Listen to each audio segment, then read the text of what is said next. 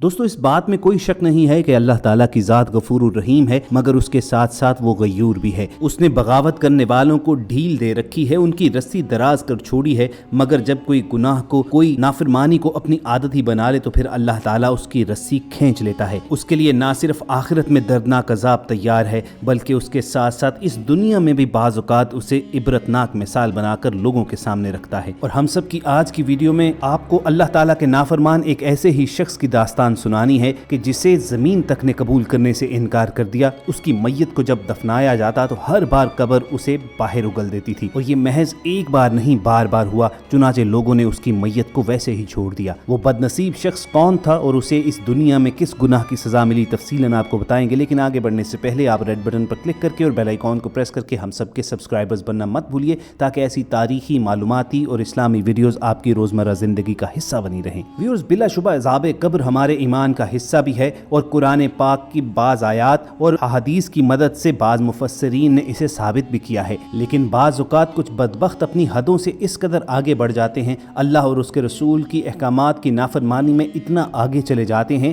کہ ان پر عذاب قبر کا بھی انتظار نہیں کیا جاتا، اور اللہ تعالیٰ ان کی زندگیاں اور ان کی اموات لوگوں کے سامنے ایک دردناک مثال بنا کر پیش کرتے ہیں۔ اور خصوصاً جہاں پر بات اللہ تعالیٰ کے محبوب رسول کائنات حضرت محمد صلی اللہ علیہ وآلہ وسلم کی شان اقدس میں گستاخی کیا جائے تو پھر اس معاملے پر تو اللہ تعالیٰ بھی معاف نہیں کرتا ہے۔ احادیث کی بڑی کتب بخاری شریف، مسلم شریف اور مشکات شریف میں حضرت انس رضی اللہ تعالیٰ عنہ سے ایک واقعہ بیان کیا گیا ہے، ایک ایسے شخص کے بارے میں کہ جس نے نبی کریم صلی اللہ علیہ وآلہ وسلم کی ذات اقدس پر بہتان باندھا، تو اللہ تعالیٰ نے اس گناہ عظیم پر اسے کیسے دردناک عذاب میں گرفتار کیا۔ حضرت انس رضی اللہ تعالیٰ عنہ فرماتے ہیں کہ ایک شخص کو نبی کریم صلی اللہ علیہ وآلہ وسلم کی خدمت اقدس میں آ کر اسلام قبول کرنے کا شرف ملا۔ چونکہ لکھنا پڑھنا جانتا تھا تو اللہ تعالیٰ نے اسے اس اعزاز سے نوازا کہ نبی کریم صلی اللہ علیہ وآلہ وسلم کے لیے وحی کی کتابت کرنا شروع ہو گیا، لیکن اتنی بڑی سعادت کے باوجود وہ بدبخت دوبارہ سے مرتد ہوا اور پھر سے مشرکوں سے جا ملا۔ وہاں جا کر وہ ملعون شخص نبی کریم صلی اللہ علیہ وآلہ وسلم کی ذات اقدس کے بارے میں بہتان باندھنے لگا کہ وہی وہ خود لکھواتا تھا، اور نبی پاک کی ذات صرف وہی جانتی ہے جو وہ انہیں بتاتا تھا۔ احادیث کی کتابوں بخاری اور مسلم شریف میں آتا ہے کہ نبی کریم صلی اللہ علیہ وآلہ وسلم کو اس کی باتوں سے سخت رنج اور تکلیف پہنچی، اور زبان اقدس سے اسی وقت کلمات ادا ہوئے کہ اس بدبخت شخص کو زمین بھی قبول نہیں کرے گی، اور دیکھنا اس کی لاش کو اپنے اندر سے باہر پھینک دے گی۔ چنانچہ خواتین و حضرات، نبی کریم صلی اللہ علیہ وآلہ وسلم کی زبان اقدس سے نکلنے والے کلمات کو پورا تو ہونا ہی تھا، اور ایسا ہی ہوا۔ وہ شخص جب مرا تو مشرکین نے اس کی لاش کو دفن کر دیا، لیکن اگلے دن صبح اٹھ کر انہوں نے دیکھا کہ اس کی لاش زمین سے باہر پڑی ہے۔ انہوں نے کہنا شروع کر دیا کہ یہ محمد اور اس کے ساتھیوں کا کام ہے کہ قبر کھود کر اس شخص کی لاش کو باہر ڈال دیا ہے۔ انہوں نے پھر سے جہاں تک کھود سکے انتہائی گہری قبر کھودی اور اس شخص کی لاش کو دوبارہ سے دفن کر دیا، لیکن اگلی صبح دوبارہ آ کر دیکھا تو لاش اسی طرح زمین سے باہر پڑی ہوئی تھی۔ چنانچہ انہیں معلوم ہو گیا کہ یہ کسی آدمی کا کام نہیں ہے، اور وہ مایوس ہو کر لوٹ گئے اور اس شخص کی لاش کو وہیں پر پڑا رہنے دیا۔ اللہ تعالیٰ کی ذات اور اس کی غیرت نے یہ گوارا نہ کیا کہ کوئی اس کے محبوب کی شان میں گستاخی کرے، چنانچہ اس شخص کا انتہائی تذلیلانہ انجام ہوا، اور بنو نجار کے اس ملعون شخص کا ایسا عبرتناک مثال بن گیا کہ آنے والے لوگوں کے لیے بھی وہ ایک سبق کی صورت اختیار کر گیا۔ اب دوستو، یہ تو 1400 برس پرانا واقعہ ہے کہ کسی شخص نے اللہ کی مقرر کردہ حدود سے تجاوز کیا، اللہ اور اس کے رسول کے احکامات کی نافرمانی کی تو اللہ کے غیظ و غضب کا شکار ہوا۔ اللہ نے اسے کیسا دردناک عذاب بھیجا۔ آپ کے سامنے چند برس قبل پاکستان کے شہر پشاور میں ہونے والا واقعہ رکھتے ہیں کہ جب 2 سود خور بھائیوں کو قبرستان میں دفنایا گیا اور اگلے روز ان کے رشتہ دار فاتح خانی کے لیے حاضر ہوئے تو ان کی قبروں کی کیا حالت تھی، اور اس واقعے کے چشمدید گواہ کانوں کو ہاتھ لگا کر توبہ استغفار کرنے لگے۔ پشاور رنگ روڈ سے ملحقہ قبرستان میں 2 بھائی کے جنہیں ان کی وفات کے بعد یہیں پر سپرد خاک کیا گیا تھا، اگلے روز جب ان کے رشتہ دار فاتح خانے کے لیے آئے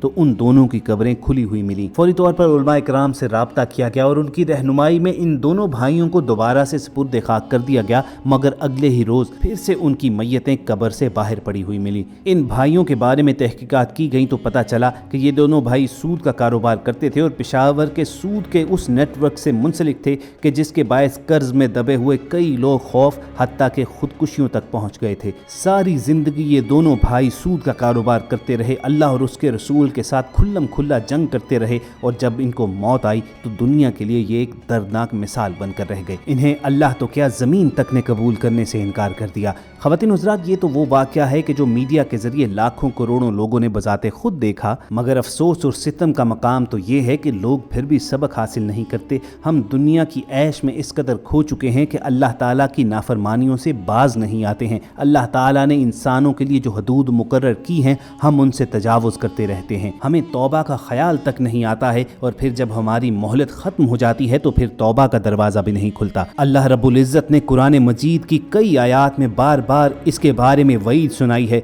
हमें निशानदही करके वार्निंग्स दी हैं, मगर हमारी समातों पर, हमारी आंखों पर, हमारे दिलों पर ताले लग चुके हैं। रोज़नामा उम्मत की एक रिपोर्ट आपके सामने रखते हैं जो कराची के एक कब्रिस्तान के बारे में है जहां पर एक कब्र मुर्दे को कबूल करने से इनकार करती थी। रोज़नामा उम्मत की रिपोर्ट के मुताबिक कराची के मौला मदद कब्रिस्तान के गोरकन मुबारक अली शाह, जो गुज़िश्ता 25 बरस से यहाँ पर गोरकन के फ़राइज़ सर अंजाम दे रहे हैं, उनका कहना था कि एक मरतबा उन्हें एक औरत की कब्र तैयार करने के लिए कहा। वो सुबह ही से कब्र की तैयारी में मसरूफ़ हो गया क्योंकि ज़ोहर के बाद मैयत को तदफीन के लिए कब्रिस्तान लाया जाना था, लेकिन हैरत अंगेज़ तौर पर कब्र तैयार ही नहीं हो रही थी। जैसे ही काम ख़त्म होने लगता, मट्टी दोबारा कब्र में चली जाती और यूँ महसूस होता कि ज़मीन सिकुड़ जाती है। कब्र को कई मरतबा चौड़ा किया गया लेकिन बार बार ज़मीन तंग होती जाती थी। इसी दौरान जनाजा भी आ गया। जब उन लोगों को सूरत हाल बताई तो पता चला कि मरने वाली औरत शौहर की नाफरमान और उससे सख्त बदकलामी किया करती थी। उसका शौहर बेहद दीनदार और अपनी वालदा का फर्माबरदार था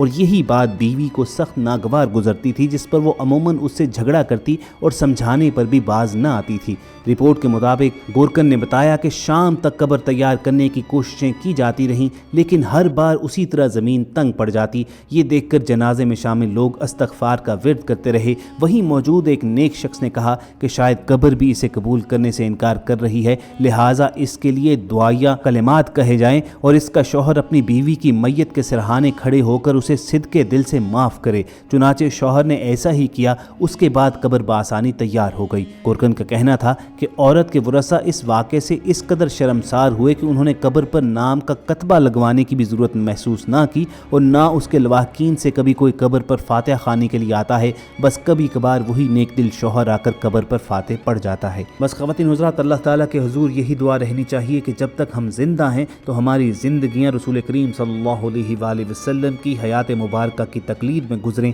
और जब हमारा इस जहां से रुखसत होने का वक्त आए तो हमारा खात्मा बिल ईमान हो। अगर आपके दिल की भी यही पुकार है तो आप कमेंट सेक्शन में आमीन लिखना मत भूलिएगा। हम सब की कोशिश होगी कि वक्तन फ़वक्तन ऐसे ही सबक आमोज़ वाक़यात आप तक पहुँचाते रहें और अगर आप ये वीडियोज़ हासिल करना चाहते हैं तो रेड बटन पर क्लिक करके और बेल आइकॉन को प्रेस करके हम सब के सब्सक्राइबर्स भी बनिए। अपना और इर्द गिर्द के लोगों का ख्याल रखिए और हम सब के साथ जुड़े रहिए।